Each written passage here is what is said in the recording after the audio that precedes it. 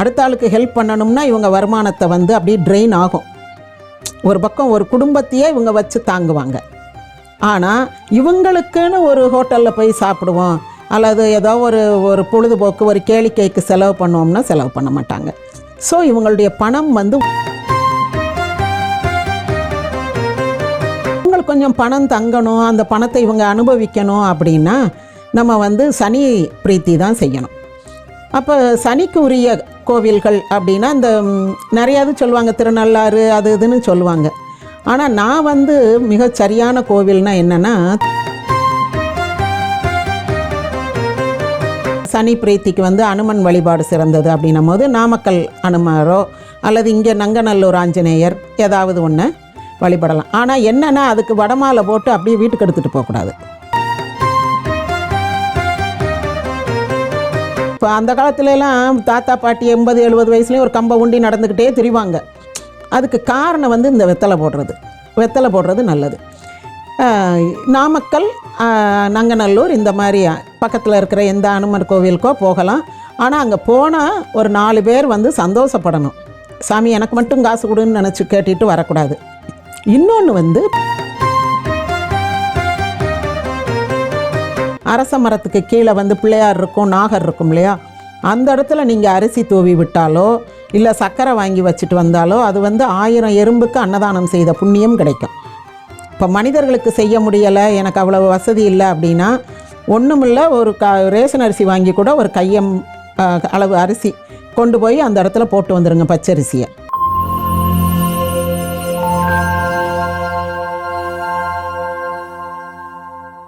வணக்கம் மேம். வணக்கம்மா. எப்படி இருக்கீங்க மேம்? நல்லா இருக்கேம்மா. நம்ம இன்னைக்கு நிகழ்ச்சியில தனுசு ராசி நேயர்கள் அவங்க வாழ்க்கை சிறப்பா இருக்கணும், பணவரவு நல்லா இருக்கணும், தொழில் சிறந்து இருக்கணும், குடும்பம் குழந்தையோட சந்தோஷமா வாழணும் அப்படின்னா அதற்கு எந்த தெய்வத்தை வழிபடணும், என்ன மாதிரியான பரிகாரங்கள் எல்லாம் அவங்க செய்யணுமா?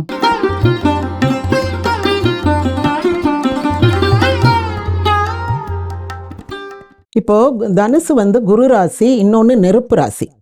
இவங்க வந்து அப்படி ஃபயர் மாதிரி தான் இருப்பாங்க. தனக்குத்தான் எல்லாம் தெரியும், தனக்கு தெரியாதது பற்றி இவங்க பேசிக்கிட மாட்டாங்க, தனக்கு தெரியாதுன்னு காமிச்சிக்கிடவே மாட்டாங்க. கொஞ்சம் தெரிஞ்சால் கூட அதை பேசுகிற இடங்களில் ரொம்ப பேசி அதை மட்டும் சொல்லி இவங்களுக்கு நிறைய இது பற்றி தெரியும் போலன்னு காட்டிக்கிடுவாங்க. ஸோ இவங்க வந்து அறிவு சார்ந்தவர்கள். அறிவு அறிவு அறிவு எந்நேரம் அந்த விஷய கிராப் பண்ணிக்கிட்டே இருப்பாங்க. இவங்க வந்து ரொம்ப நேர்மையானவங்களாக இருப்பாங்க. அப்புறம் தொண்டூழியம் பண்ணக்கூடியவங்களாக இருப்பாங்க. இவங்களுக்கு அந்த 2ஆம் இடம் சனி வந்து இவங்களுக்கு தனாதிபதியாக வர்றனால இவங்களுக்கு பண வருமானம் வந்து தொண்டு மூலமாக வரும். நிறைய இடங்களில் வந்து இவங்க இப்போ ஒரு 10 ரூபா கொடுத்தா 20 ரூபாய்க்கு வேலை பார்ப்பாங்க. அந்த மாதிரி செய்யக்கூடியவங்க, உங்களுக்கு எக்ஸ்ட்ராவாக ஒர்க் பண்ணக்கூடியவங்க. ஒரு 10 to 5 ஜாப்னா இவங்க ஒரு ஆள் மட்டும் உட்காந்து 6-6:30 வரைக்கும் வேலை பார்த்துக்கிட்டு இருப்பாங்க. அடுத்தவங்க ஒரு 2 பேர் லீவ் போட்டாங்கன்னா அந்த லீவ் போட்டவங்க வேலையையும் 6 மாதம் கூட இவங்க பார்ப்பாங்க. அப்புறம் என்ன செய்கிறது, அப்புறம் அந்த வேலை நிற்குது இல்லை, அப்புறம் எப்படி முடியும் அப்படின்னு இவங்க வந்து தான் வேலை பார்க்குறத நியாயப்படுத்துவாங்க. சார் அவங்க 2 பேருக்கு பதிலாக வேறு ஆள் போடுங்க, இல்லைன்னா அவங்க வேலையெல்லாம் நாங்கள் பார்க்க முடியாது அப்படின்லாம் ஸ்ட்ரைக் பண்ணலாம் மாட்டாங்க. மற்றவங்க வந்து ஏன் நீ உட்காந்து இப்படி 3 பேர் வேலையை பார்த்துக்கிட்டு இருக்க ஒரு ஆள் சம்பளத்துக்கு அப்படின்னா அப்புறம் என்ன செய்கிறது, அந்த வேலை நின்று போயிட்டா என்ன பண்ணுறதுன்னு ஏதோ இவங்க முதலாளி மாதிரி பேசிக்கிட்டு இருப்பாங்க. அந்த வேலையை நம்ம தானே பார்க்கணுன்னு. அப்படியா அந்த மற்றவங்களுடைய வேலையும் இவங்க சேர்த்து பார்க்குறனால இவங்க ஒரு சம்பளத்துக்கு 3 பேர் வேலை பார்ப்பாங்க. அது காரணம் அந்த 2ஆம் இடத்துக்குரிய அதிபதி வந்து சனியாக இருக்கிறனால அவன் சும்மா காசு தர மாட்டான், எக்ஸ்ட்ராவாக ஒர்க் பண்ணாதான் காசு தருவான். ஆனால் இவங்க வந்து அந்த பணத்தை நியாயமாக வச்சுருப்பாங்க. அனாவசியமாக வந்து செலவழிக்கிறது வைக்கிறதெல்லாம் இவங்களுக்கு செலவழிக்கலாம் நேரமே இருக்காது. இந்த பணத்தை வச்சுக்கிட்டு ஒரு டூர் போனோம், ஒரு சினிமாவுக்கு போனோம், ஒரு ஏதாவது ஒரு ஹோட்டலுக்கு போய் சாப்பிட்டோம், அதுக்கெல்லாம் இவங்களுக்கு வந்து மனசும் வராது. அப்போ அது ஆரம்பித்த உடனே இவங்க ஒரு வியாக்கியானம் ஆரம்பிப்பாங்க. அந்த ஹோட்டலில் இப்படி பண்ணுறான், இங்கே இது மோசம், அங்கே அது மோசம்னு இவங்களை ஏன்டா இவங்ககிட்ட அந்த டாபிக் ஆரம்பித்தோம்னு ஆயிரும். எல்லா ஹோட்டலும் மோசம்ன்றுவாங்க, எல்லா தேட்டரும் மோசம்ன்றுவாங்க. எந்த ஊருக்கு ட்ராவல் போகலாம் அப்படின்னு ஒரு பிளான் போட்டோம்னா அதை அப்படி இப்படின்னு பேசி கடைசியில் அது நடக்கவே நடக்காது. ஏன்னா இவங்களுக்கு வந்து உபரியாக செலவு செய்ய பிடிக்காது. யாராவது கூட்டிகிட்டு போனால் வேணால் கூட இவங்க மட்டும் போயிட்டு வருவாங்களே தவிர நம்ம பிளான் பண்ணி, நம்ம ஒரு ட்ரிப்பு பிளான் பண்ணி இப்போ ஒரு 10 பேரை கூட்டிக்கிட்டு போகிறோம்னா இவங்க செலவு போக அந்த 10 பேருக்கும் ஒரு கூல்ட்ரிங்க்ஸ் வாங்கி கொடுத்ததோ ஏதோ ஒன்று வாங்கி கொடுத்த சின்ன சின்ன செலவுகள் இவங்க செய்ய வேண்டியது இருக்கும். அதெல்லாம் இவங்களுக்கு மனசு வராது. ஆனால் திடீர்னு யாருக்காவது போய் ரொம்ப தாராளமாக செலவு பண்ணுவாங்க. ஒரு நீடி பர்சனுக்கு ஒரு தானம் மாதிரி செய்வாங்க. ஒரு ஹெல்ப் மாதிரி இவங்க காசு பணங்கள் நிறையா போகும். அடுத்த ஆளுக்கு ஹெல்ப் பண்ணணும்னா இவங்க வருமானத்தை வந்து அப்படியே ட்ரெயின் ஆகும். ஒரு பக்கம் ஒரு குடும்பத்தையே இவங்க வச்சு தாங்குவாங்க. ஆனால் இவங்களுக்குன்னு ஒரு ஹோட்டலில் போய் சாப்பிடுவோம் அல்லது ஏதோ ஒரு ஒரு பொழுதுபோக்கு ஒரு கேளிக்கைக்கு செலவு பண்ணுவோம்னா செலவு பண்ண மாட்டாங்க.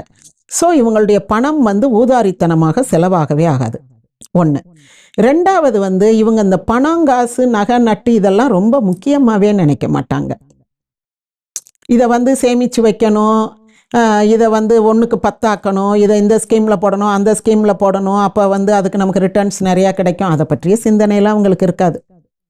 பணம் பற்றிய சிந்தனையும் இருக்காது. இவ்வளவு வேலை பார்க்குறமே நம்ம இவ்வளோ குறைச்சி சம்பளம் வாங்குறமேன்ற சிந்தனையும் இருக்காது.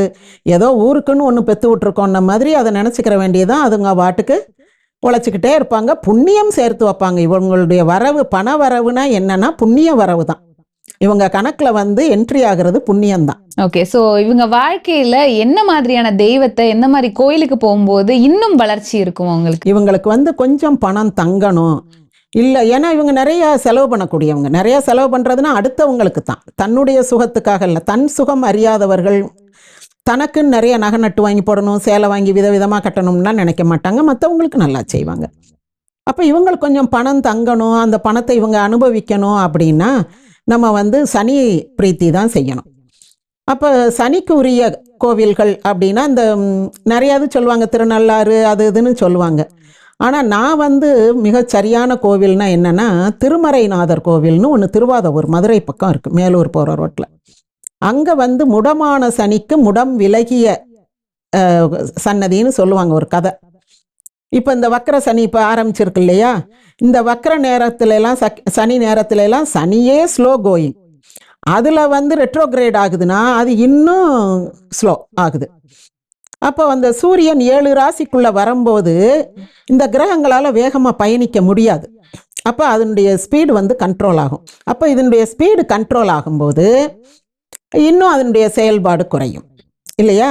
அப்போ இவங்களுக்கான பண வரவு தட்டுப்பாடு அல்லது இவங்க வேலை செய்கிற ஸ்பீடு குறையும், பணம் வர்றது குறையும். அப்போ அந்த மாதிரி நேரங்களில் இவங்க அந்த திருவாதூர் திருமறைநாதர் கோவிலுக்கு போய் அந்த சனியை வழிபடலாம். அது ஒரு நல்ல இது. அடுத்து திருச்சி பக்கம் இருக்கிறவங்க திருவானைக்கா போகலாம். அங்கே சனிக்கு தனி சன்னதி இருக்குது, முருகன் சன்னதிக்கு பக்கத்திலேயே இருக்குது. அப்போ இவங்க வந்து அந்த முருகனையும் கும்பிட்டுட்டு அந்த சனி பகவானையும் கும்பிட்டுட்டு வந்தாங்கன்னா அது இவங்களுக்கு வந்து ரொம்ப விசேஷமாக இருக்கும். சாதாரணமாகவே தனுசு ராசிக்காரவங்களுக்கு அது ஒரு சிறந்த கோயில். அடுத்தது சனி பிரீத்திக்கு வந்து அனுமன் வழிபாடு சிறந்தது அப்படின்னும் போது நாமக்கல் அனுமாரோ அல்லது இங்கே நங்கநல்லூர் ஆஞ்சநேயர் ஏதாவது ஒன்று வழிபடலாம். ஆனால் என்னென்னா அதுக்கு வடமாலை போட்டு அப்படியே வீட்டுக்கு எடுத்துகிட்டு போகக்கூடாது. இப்போ வடமாலை சாத்துனா அங்கே உள்ள எல்லாருக்கும் பிரித்து கொடுத்துடணும். வீட்டில் ஒரு வயசான அம்மா இருக்காங்க அப்படின்னா ஒரு 2ஓ 3ஓ எடுத்துகிட்டு போகலாம். அப்படி பிரித்து கொடுத்துடணும். உடனே அந்த ஒரு சில்வர் தூக்கு போனியில் அப்படியே வடையெல்லாம் அடித்து கொண்டு போய் சொந்தக்காரங்க கூட வேலை பார்க்குற கலீக்ஸ் இப்படியெல்லாம் 4, 3ன்னு கொடுக்குறாங்களோ அப்படி கொடுக்கக்கூடாது. அந்த ஸ்தலத்தில் யார் இருக்காங்களோ அவங்களுக்கு பிரித்து கொடுத்துடணும். இப்போ மாவிளக்கு எடுத்தாலும் சரி, வடமாலை சாத்தினாலும் சரி, அந்த மாதிரி வெத்தலை மாலை சாத்துனீங்கன்னா வெத்தலை போடக்கூடியவங்களுக்கு அதை பிரித்து கொடுக்கணும். வெத்தலை போடக்கூடியவங்க இல்லை, ஒரு 40 வயதுக்கு மேற்பட்டவர்கள் வந்து வெத்தலை போடுறது நல்லது. ஏன்னா எலும்பு பலம் கொடுக்கும். அதில் இருக்கிற துவர்ப்பு வந்து இந்த கர்ப்பப்பையில் புண்ணுகன்னு வராமல் ஆற்றிடும், இருந்தாலும் ஆற்றிவிடும். அதனால ஒரு வெள்ளிக்கிழமை மட்டும் அவங்களுக்கு வந்து ஒரு செவ்வாயோ வெள்ளியோ நல்ல நாட்களில் சுமங்கலி பெண்கள் வெத்தலை போடலாம். அந்த மாதிரி ஆட்களுக்கு இந்த வெத்தலையை பிரித்து கொடுத்தோம்னா அவங்க 2 சுருள் பாக்கு வாங்கி கொஞ்சம் சுண்ணாம்பு வாங்கி ஒரு நல்ல நாள் பெரிய நாளில் வெத்தலை போட்டுக்குருவாங்க. செவ்வாய் வெள்ளியில் சுமங்கலி பெண்கள் இரவு நேரங்களில் வெத்தலை போடணும். அப்படி போட்டுக்கலாம். அது வந்து டைஜஷனுக்கு நல்லது, கர்ப்பப்பை புண்ணாத்தீரும். இன்னொன்று வந்து எலும்பை பலப்படுத்தும். இப்போ அந்த காலத்துலலாம் தாத்தா பாட்டி 80-70 வயசுலேயும் ஒரு கம்பை உண்டி நடந்துக்கிட்டே திரிவாங்க. அதுக்கு காரணம் வந்து இந்த வெத்தலை போடுறது நல்லது. நாமக்கல், நங்கநல்லூர் இந்த மாதிரி பக்கத்தில் இருக்கிற எந்த அனுமன் கோவிலுக்கோ போகலாம். ஆனால் அங்கே போனால் ஒரு 4 பேர் வந்து சந்தோஷப்படணும். சாமி எனக்கு மட்டும் காசு கொடுன்னு நினச்சி கேட்டுட்டு வரக்கூடாது. இன்னொன்று வந்து பிள்ளையார்பட்டி. பிள்ளையார்பட்டிக்கு வந்து போகிறது ரொம்ப விசேஷம். அது பிள்ளையார்பட்டிக்கு எந்த நாளும் போகலாம், அது எந்த நேரமும் திறந்திருக்கும். ரொம்ப சின்ன கோவில் தான். அந்த மதுரை பக்கம் இருக்கிறவங்க வந்து பிள்ளையார்பட்டி போகலாம். ஏன்னா சனி பிரீத்தின்றது இந்த 2-3க்குள்ளே தான். அங்கே வந்து போகலாம். போய் அங்கே இருக்கணும். இப்போ இது பிள்ளையார்பட்டினா அங்கே தங்குறதுக்கெலாம் வசதி இருக்குது. அங்கே ஒரு 2 நாள் இருந்து பகலில் இந்த பிள்ளையாரை சுற்றிட்டு, சின்ன கோவில் தான், சுற்றிட்டு பக்கத்தில் குபேரர் கோவில் அது இதுக்குன்னு போயிட்டு வரலாம். இல்லை மதுரைக்கு கூட வந்துட்டு போகலாம். ஆனால் பிள்ளையார்பட்டி ஸ்தலத்தில் தங்கி அங்கே காலையிலையும் சாயந்தரமும் சாமியை கும்பிட்டுட்டு பக்கத்தில் இருக்கிற கோயில் குளங்களுக்கு, நீங்கள் குன்றக்குடி முருகன் கோவில் இருக்குது, அங்கெல்லாம் அந்த படிக்கட்டில் வந்து தானியங்கள் தூவுவாங்க, அரிசி தூவுவாங்க. ஏன்னா பறவைகள் வந்து கொத்தி தின்னும்னு. அது மிகப்பெரிய அன்னதானம். பறவைகளுக்கும் எறும்புகளுக்கும் அன்னதானம் பண்ணுறது, அரிசி தூவுறது, சக்கரை தூவுறது. இந்த அரச மரத்துக்கு கீழே, அதை அடுத்ததுக்கு சொல்லணும்னு நினச்சேன்.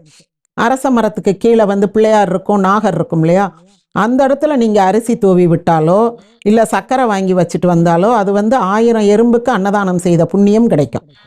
இப்போ மனிதர்களுக்கு செய்ய முடியலை, எனக்கு அவ்வளவு வசதி இல்லை அப்படின்னா ஒன்றுமில்ல, ஒரு ரேஷன் அரிசி வாங்கி கூட ஒரு கையம் அளவு அரிசி கொண்டு போய் அந்த இடத்துல போட்டு வந்துடுங்க, பச்சரிசியை. அப்போ அதை எறும்பு எடுத்து தின்னுக்கிறோம். இல்லை தினம் ஒரு 100 சக்கரை வாங்கி கொண்டு போய் போட்டாலும் சரி, நாட்டு சக்கரை, அதை சாப்பிட்டுக்கிறோம். அதுவுமே வந்து உங்களுக்கு அன்னதானம் பண்ண புண்ணியம் கிடைக்கும். இந்த குன்றக்குடி கோவில் முருகன் கோவில் படிக்கட்டில் நீங்கள் தானியம் தூவி விட்டாலும் பறவைகளுக்கு உணவிட்ட புண்ணியம் கிடைக்கும். ஓகே. ஸோ பரிகாரங்களா என்ன மாதிரியான விஷயங்கள் பண்ணலாமா? இது வந்து சனி வந்து தனாதிபதியாக வர்றனால என்னன்னா செருப்பு வாங்கி கொடுக்கலாம் சிறுவர்களுக்கு, அல்லது கால் முடமானவர்களுக்கு அந்த ஊண்டி நடக்கிற கருவியோ அல்லது வீல் சேரோ அல்லது அதுக்குரிய ஸ்பெஷல் ஷூஸ் இருக்கும்ல. அப்புறம் இந்த ஒரு கால் குட்டை ஒரு கால் நீளம்னா அதுக்குரிய ஷூஸ், இந்த மாதிரி வந்து ஃபுட்வேர் வாங்கி கொடுக்கறது ஒரு நல்ல பரிகாரம். தனுசு ராசிக்கு பண வரவுக்கு சனி பிரீத்திக்கான பரிகாரம். நிச்சயமா ரொம்ப அழகா தெளிவா நிறைய விஷயங்கள் தனுசு ராசி மேம்படுறதுக்கு என்னெல்லாம் பண்ணணும்னு சொன்னீங்க. ரொம்ப நன்றிமா. நன்றிம்மா.